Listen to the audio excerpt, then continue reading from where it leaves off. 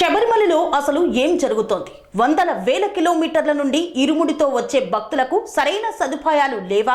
భారీగా ఆదాయం సమకూరుస్తున్న travel core భక్తులను పట్టించుకోవడం లేదా? అసలు ఎప్పుడు లేని రద్దీ ఇప్పుడు ఎందుకు కనిపిస్తోంది? కారణం ఏంటి?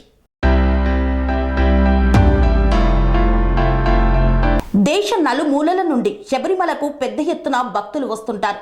మరీ ముఖ్యంగా సౌత్ స్టేట్స్ నుండి శబరిమలకు లక్షల సంఖ్యలో భక్తులు వెళ్తుంటారు. నవంబర్లో మొదలయ్యే భక్తుల రాక సంక్రాంతితో ముగుస్తుంది. ఈ 50 నుండి 60 రోజులు భక్తులతో కిటకిటలాడుతోంది శబరిమల. తిరుపతి లాగానే కొండ కింద నుండి పైకి వెళ్లి అయ్యప్పను దర్శనం చేసుకోవాలి. కానీ తిరుపతి మాదిరిగా పైకి వెళ్లడానికి ఎలాంటి వాహన రాకపోకలు ఉండవు. భక్తులు ఎవరైనా స్వామి దర్శనం కోసం కొండపైకి కాలి నడకన వెళ్లాల్సిందే, లేదా డోలి ఎక్కి వెళ్లే అవకాశం కూడా ఉంది. ఈ సీజన్లో ప్రతిరోజు 2 లక్షలకు పైగానే భక్తులు దర్శనానికి వస్తూ ఉంటారు.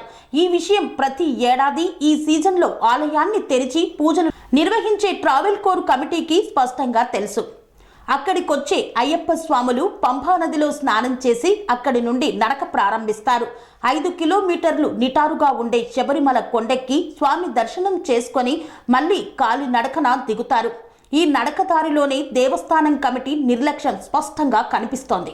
కనీసం భక్తులకు ఎక్కడో చోటు తప్ప మంచినీళ్లు కూడా లభించని పరిస్థితి ఉంది. 2-3 చోట్ల మాత్రమే మెడికల్ క్యాంపులున్నాయి. చిన్న పిల్లలు, వృద్ధులు కూడా కొండపైకి నడుచుకుంటూ వస్తూ ఉంటారు. వారికి దేవస్థానం తరపున అల్పాహారం, పాలు లాంటివి కూడా ఏర్పాటు చేయలేదు. నీళ్లు, భోజనం సంగతి పక్కన పెడితే భక్తులకు దేవస్థానం పెడుతున్న ఇబ్బందులు మరో ఎత్తు. భారీ సంఖ్యలో కొండెక్కుతున్న భక్తులను మధ్యలో అకస్మాత్తుగా నిలిపివేస్తున్నారు. ఎందుకు ఆపారు? గంటలు గంటలు ఆ కొండపైన కూర్చోవడానికి కూడా అవకాశం లేని చోట ఎందుకు అయ్యప్పలను నిలబెడుతున్నారు అనేది ఎవరికీ అర్థం కావడం లేదు. పోలీసులు తప్ప దేవస్థానం అధికారులు ఎవరూ అక్కడ కనిపించని పరిస్థితి ఉంది. ఇక కొండపైకి చేరుకున్నాక 8 క్యూ లైన్లలో వృద్ధులను ఒక క్యూ లైన్లో, చిన్న పిల్లలతో వచ్చిన వాళ్ళని మరో క్యూ లైన్లో, మహిళా భక్తులను ఇంకో క్యూ లైన్లో పంపించే సాంప్రదాయం ఉండేది. కానీ ఇప్పుడు అందరినీ కలిపి ఒకటే క్యూ లైన్లో పంపించడంతో భారీ రద్దీ ఏర్పడుతోంది. ఈ ఆలోచన ట్రావెల్ కోర్ కమిటీకి ఎందుకు వచ్చిందనేది ఇప్పుడు ప్రశ్నగా మారింది.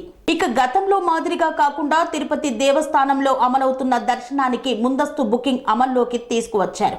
ఇక్కడే పెద్ద ఇబ్బంది వచ్చి పడింది. భక్తులు ఎవరికీ ఈ విషయం తెలియదు. దానికి సంబంధించిన ప్రచారం కూడా దేవస్థానం చేయలేదు. బుకింగ్ లేకుండా అక్కడికి వచ్చిన భక్తులకు స్పాట్ బుకింగ్ పేరుతో అక్కడికక్కడే దర్శనం టోకెన్లను ఇచ్చేస్తున్నారు. ఇది కూడా రద్దీకి కారణంగా మారింది.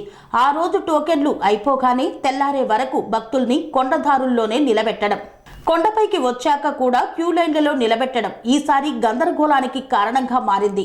ఇక కొండపైన గదులు కూడా అందుబాటులో లేవు. ఎవరైనా భక్తులు సొంత ఖర్చులతో ఏర్పాట్లు చేస్తామన్నా ట్రావెల్ కోర్ సహకరించడం లేదు. కనీసం నడకదారులు అల్పాహార ప్రసాదాలు ఏర్పాటు చేస్తామన్నా అనుమతి ఇవ్వడం లేదు. మరోవైపు రాష్ట్ర పోలీసులకు ట్రావెల్ కోర్ అధికారులకు మధ్య విభేదాలు స్పష్టంగా కనిపిస్తున్నాయి. ఆన్లైన్లో బుకింగ్ పోలీసులే నిర్వహిస్తామంటూ ముందుకు రావడం, దాన్ని ట్రావెల్ కోర్ నిరాకరించడం, దీంతో పోలీసులు దేవస్థాన కమిటీకి సహకరించకపోవడం మరో సమస్యగా మారింది.